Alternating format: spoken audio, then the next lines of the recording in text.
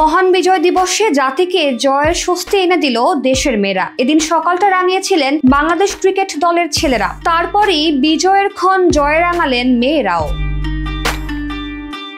নারী অনূর্ধ্ব 19 এশিয়া কাপে গ্রুপ পর্বে নিজেদের প্রথম ম্যাচে শ্রীলঙ্কাকে 28 রানে হারিয়ে টুর্নামেন্টের শুভ সূচনা পেয়েছে বাংলাদেশ। মালয়েশিয়ার কুয়ালালামপুরে বৃষ্টি বিঘ্নিত ম্যাচটিতে ওভার কমে 17 ওভার করে খেলা হয়েছিল। প্রথমে ব্যাট করতে নেমে নির্ধারিত ওভারে 9 উইকেটে 122 রান তুলেছিল ইয়াং টাইগ্রেসরা। রান তাড়ায় লঙ্কান মেয়েরা থামল 8 উইকেটে 94 রানে।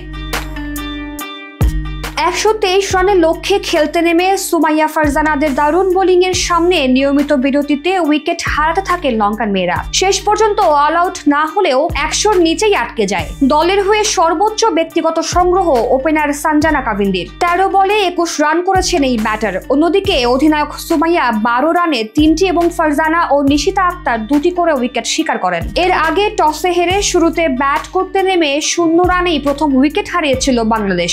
এরপর যদিও ছোট ছোট ইনিংসে ঘুরে দাঁড়ায় মেয়েরা। সাদিয়া আক্তার করেন সর্বোচ্চ 25 বলে 31 রান। এছাড়া আফিয়া আসিমা 23 বলে 25, সুমাইয়া আক্তার 21 বলে 24 এবং মোসাম্মদ ইভা 19 বলে 18 রান করেন।